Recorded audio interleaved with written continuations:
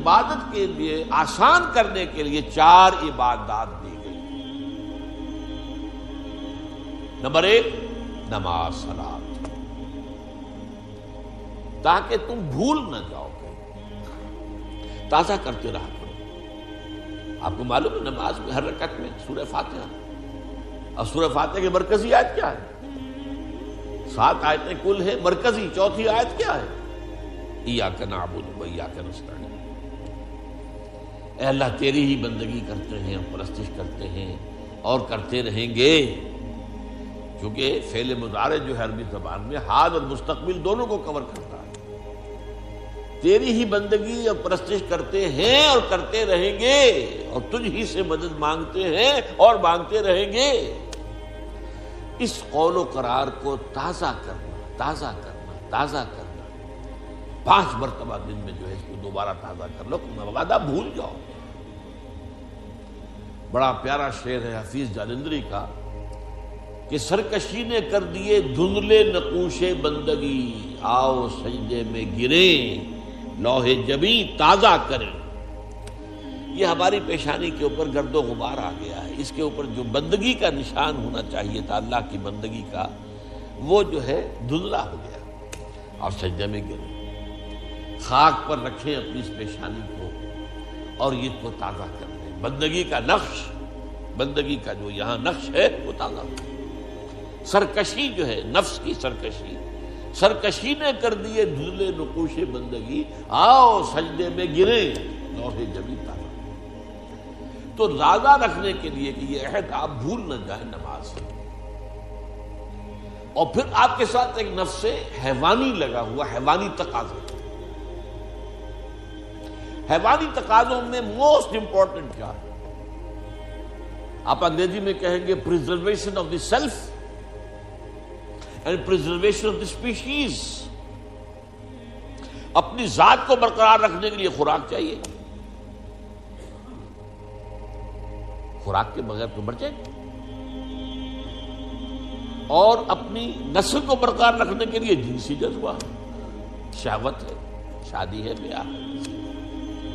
یہ 2 ہیں موسٹ پورٹنٹ محرکات جو ہیں، motives, most important motives, animal instincts, preservation of the self and preservation of the species۔ لیکن یہ دونوں جذبے اتنے طاقتور ہیں کہ یہ جب اندر سے ابھرتے ہیں تو یہ اندھے بہرے ہوتے ہیں، انہیں اس سے غرض نہیں ہے۔ بھوک لگی ہے، پیٹ میں ڈالو کچھ، اس سے پیٹ کو کوئی بحث نہیں کہ حلال ہے یا حرام ہے۔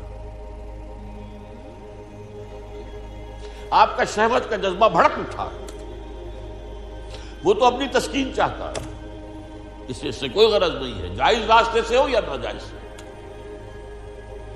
تو یہ جو خود سر گھوڑا ہے، یوں سمجھیے کہ ہمارا یہ جو حیوانی وجود ہے یہ گھوڑے کے مانند ہے، اور ہمارا روحانی وجود جو ہے، جو حقیقی وجود ہے، وہ اس پر سوار ہے۔ اگر گھوڑا منہ ہے اور سوار کمزور ہے تو وہ گھوڑا جو ہے، وہ جو سوار ہے، وہ گھوڑے کے رحم و کرم پر ہے، جہاں چاہے گا لے جا کے پٹک دے گا۔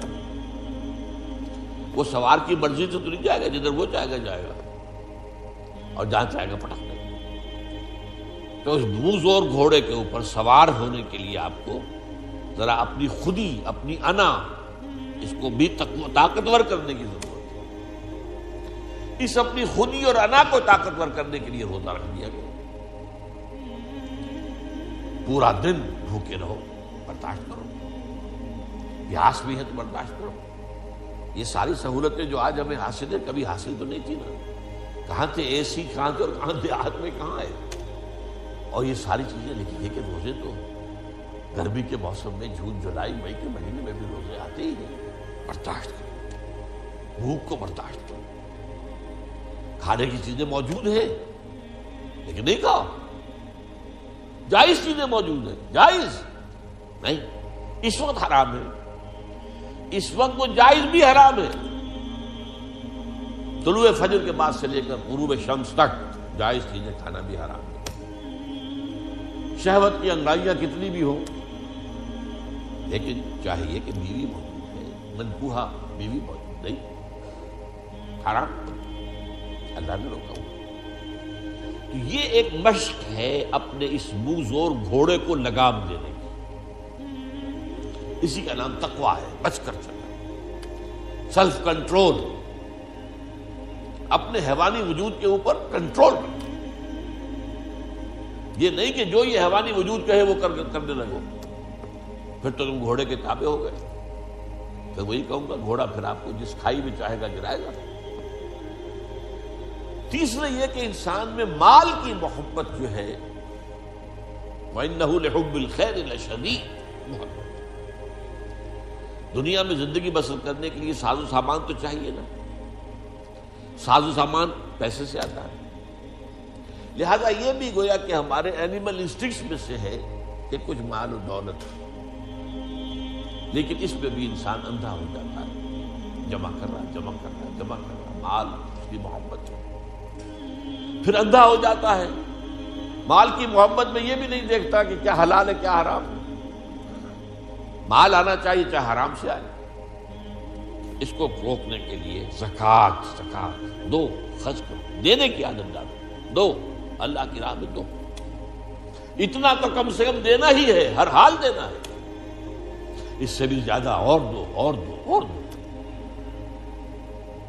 عام لوگ سمجھتے ہیں صرف زکوٰۃ پر اکتفا نہیں، ان فی المال لحقا سوی الزکاۃ، حضور نے فرمایا تمہارے مالوں میں زکوٰۃ کے علاوہ بھی حق ہے، اس کو ہم کہتے ہیں صدقات نافلہ، مزید اور خفیہ دو، اور اس طور سے دو کہ داہنا ہاتھ جو کچھ دے رہا ہو تمہارے اپنے بائیں ہاتھ کو اس کی خبر نہ ہو، اس کا ڈھنڈورا مت پیٹو۔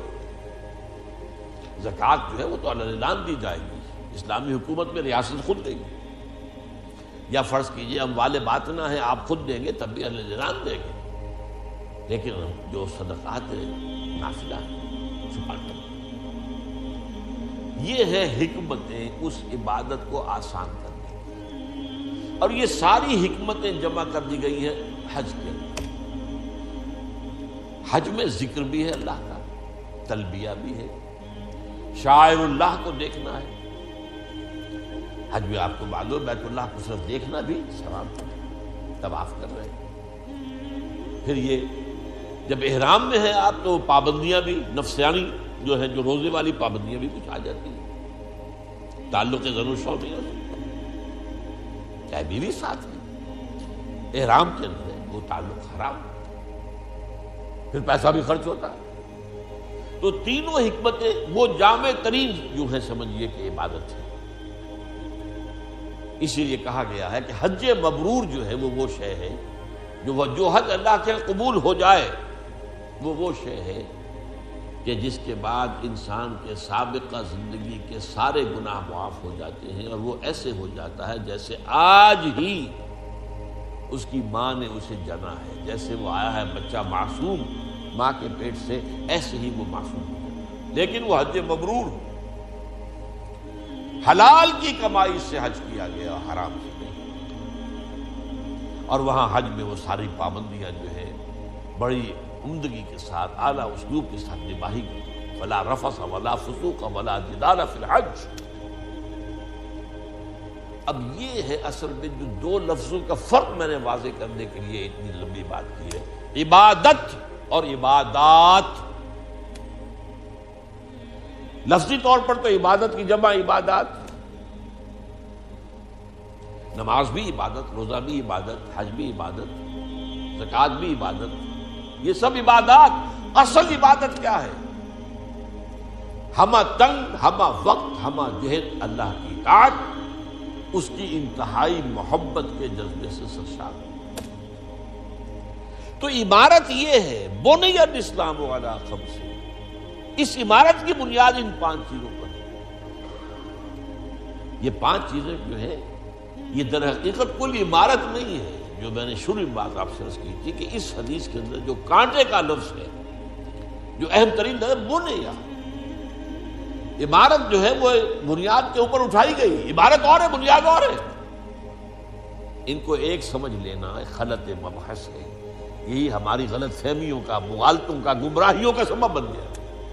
ہم نے سمجھ لیا بس دین نام ان چیزوں کا، دین تو نام ہے بھائی اللہ کی پوری ہمہ تن ہمہ وقت ہمہ ذہن زندگی غلامی اس کی محبت سے سرشار ہو کر ہاں غلطی ہو جائے توبہ کر لو، اللہ معاف کرے گا۔